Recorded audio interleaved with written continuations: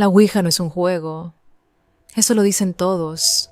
Hasta que alguien la usa, nosotros también nos burlábamos. Pensábamos que era sugestión, movimiento involuntario, psicología. Hasta que esa noche, la tabla respondió algo que ninguno de nosotros sabía.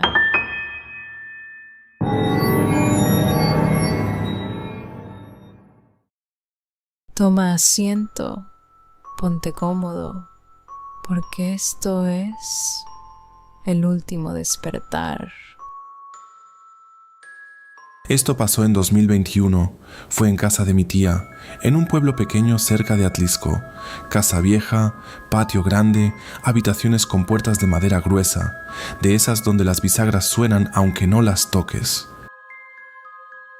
Era cumpleaños de mi prima. Habíamos ido varios primos ya grandes, 20, 22 años, la típica noche donde se acaba la música y alguien propone algo estúpido. Mi prima sacó la Ouija como broma. Ni siquiera era una tabla elegante, era de esas impresas en cartón grueso, comprada en un mercado. El vasito era un caballito tequilero. Éramos 5. Nos sentamos en el cuarto del fondo, el más antiguo de la casa. Mi tía siempre decía que ahí dormía mi abuelo antes de morir. Apagamos la luz, solo dejamos una vela y empezamos riéndonos. ¿Hay alguien aquí? Nada, nos burlamos. Si hay alguien aquí, mueve el vaso. Silencio. Entonces mi primo, el más escéptico, dijo: si estás aquí, dinos tu nombre. El vaso se movió, lento, arrastrándose. Pensamos que alguien lo empujaba. Señaló. El nombre María, letra por letra. Nos quedamos callados. Mi prima dijo: yo no lo moví. Yo tampoco. Nadie quiso aceptar que lo empujó. Seguimos. María, ¿qué quieres? El vaso empezó a moverse más rápido. No se detenía entre letras. Parecía más decidido. Seguido de esto deletreo frío, letra por letra. En ese momento lo sentí. El cuarto se enfrió de golpe. No exagero. Fue como cuando abren un refrigerador industrial. Mi piel se erizó y la vela empezó a moverse. No como cuando hay aire. Se inclinaba hacia nosotros, como si algo estuviera detrás. Mi primo, nervioso, dijo: ¿cómo moriste? El vaso se quedó quieto unos segundos, luego comenzó a moverse lento, ahorcada. ¿Nos miramos? Nadie sabía de alguien llamada María en la familia. Yo sentí un nudo en el estómago. Mi prima empezó a llorar. No sé por qué, solo dijo: ya no me gusta esto. Intentamos cerrar la sesión. Adiós. El vaso no se movía. Intentamos empujarlo hacia goodbye. No se dejaba. Era como si algo lo mantuviera firme. Y entonces, el vaso empezó a moverse solo, sin que nadie hiciera presión, y deletreó N-O. La vela se apagó. Oscuridad total. Solo la luz de los celulares. Y en ese momento escuchamos algo en el pasillo.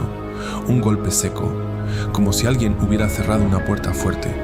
Salimos del cuarto. El pasillo estaba vacío, pero la puerta del baño estaba cerrada, y esa puerta no cerraba bien nunca. Tenía que empujarse con fuerza. Mi primo fue a abrirla. Cuando la empujó, había algo en el espejo. No escrito, no sangre, condensación, como si alguien hubiera respirado frente al espejo, y en el vapor, una línea, vertical, lenta, como si alguien hubiera pasado un dedo, desde arriba hacia abajo. Esa noche nadie durmió. Nos quedamos en la sala. A la mañana siguiente le pregunté a mi tía si conocía a alguna María que hubiera muerto ahí. Se quedó callada, demasiado tiempo. Luego dijo: esa habitación no se usaba antes. Hace muchos años, una muchacha que trabajaba aquí se colgó en ese cuarto. Sentí que la sangre me bajó a los pies. Se llamaba María. Lo peor fue que después de esa noche, la tabla desapareció. Nadie la tiró, nadie la guardó. Simplemente no estaba. Revisamos toda la casa, nada. Y 2 días después, mi prima empezó a despertar a las 3:17 de la mañana, siempre, con frío, con la sensación de que alguien estaba sentado en su cama. Y lo más extraño es que empezó a escuchar su nombre, susurrado, desde el pasillo. Los primeros días intentamos convencernos de que era sugestión, que habíamos mezclado miedo con coincidencias, pero el tercer día dejó de ser psicológico. Mi prima empezó a despertarse exactamente a las 3:17, no 3:15, no 3:20, 3:17, siempre con la misma sensación, frío en los pies, como si alguien estuviera de pie al final de la cama. No lo veía, pero lo sentía. Una presencia fija, observando. La primera vez pensó que era ansiedad, la segunda vez ya estaba asustada, la tercera vez decidió no moverse, solo quedarse boca arriba fingiendo que seguía dormida, y fue ahí cuando escuchó algo, un sonido suave, como cuerda tensándose, un crujido lento, arriba, en el techo. La casa de mi tía es antigua, techo alto con vigas de madera expuestas. Mi prima me llamó llorando esa mañana. Fui esa misma tarde. Subimos al cuarto, nada fuera de lo normal, pero cuando miré las vigas, había una marca. Una franja más oscura en una de las vigas centrales, como si algo hubiera estado rozando ahí durante mucho tiempo. No parecía reciente, parecía vieja, muy vieja. Le pregunté a mi tía si recordaba dónde se había colgado María. No quería decirlo, pero finalmente señaló exactamente esa viga. Esa misma noche decidí quedarme a dormir ahí.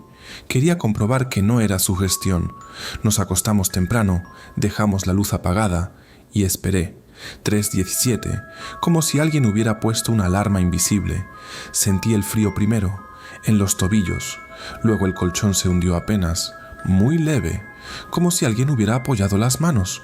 No vi nada. Pero escuché algo diferente esta vez. Un roce, justo debajo de la cama, lento, arrastrándose. Mi prima estaba paralizada, yo también.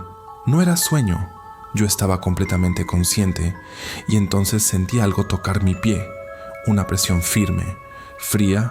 No fue imaginaria, movió ligeramente mi pierna y en ese instante escuchamos el sonido más claro de todos, una cuerda tensándose, arriba, en la viga, y un crujido fuerte, como peso cayendo. Mi prima gritó, yo encendí la luz, no había nada, pero el foco comenzó a balancearse, sin que hubiera viento. Decidimos hacer algo estúpido, volver a intentar comunicarnos. Pensamos que si no habíamos cerrado bien la sesión, tal vez podíamos hacerlo ahora. No teníamos la tabla, así que improvisamos. Cartulina, marcador, un vaso. Eso fue lo peor que pudimos hacer. Apagamos la luz otra vez y pregunté, María, ¿sigues aquí? El vaso empezó a vibrar antes de que todos tocáramos bien. Se movía nervioso, rápido, sin pausa entre letras. S-I, ¿qué quieres? T-U nos miramos. Yo sentí que el aire se hacía más pesado. ¿A quién? El vaso no se detuvo. S-O-L a sola. Mi prima empezó a llorar. No la queremos aquí, vete. El vaso giró bruscamente y empezó a moverse más fuerte. Nunca lo había visto así. No era arrastre lento, era golpe, letra por letra. No me fui. La temperatura bajó de golpe y esta vez no fue solo frío, fue presión en los oídos, como cuando subes una montaña, y entonces la voz, no en la cabeza, no imaginación, desde arriba, desde la viga, un susurro quebrado. No me fui. La vela explotó, literal. La cera saltó, el vaso se partió y la cartulina salió volando. Salimos corriendo. Mi tía mandó bendecir la casa. Un sacerdote fue, rezó, roció agua bendita, pero antes de irse dijo algo que nadie esperaba. Eso no entró con la tabla. Eso ya estaba aquí. Dijo que lo único que hicimos fue darle permiso, abrir, invitar. Mi prima ya no duerme en ese cuarto. Lo cerraron, pusieron candado, pero a veces la puerta parece abierta y nadie tiene la llave. Y cada vez que voy a esa casa, nunca paso por ese pasillo de noche, porque aunque no se vea nada, se escucha, muy leve, muy arriba, como cuerda rozando madera, lenta, tensándose. Y lo peor de todo es que hace unos meses recibí un mensaje de mi prima a las 3:17 am. Solo decía, hoy volvió. No sé si la Ouija realmente abre puertas o si solo despierta algo que ya estaba esperando. Pero si alguna vez decides jugar, recuerda esto. No es el tablero lo peligroso, es invitar a algo y no saber cómo hacerlo irse, porque algunas cosas no necesitan que las llames, solo necesitan que las reconozcas. Y esa noche, nosotros lo hicimos.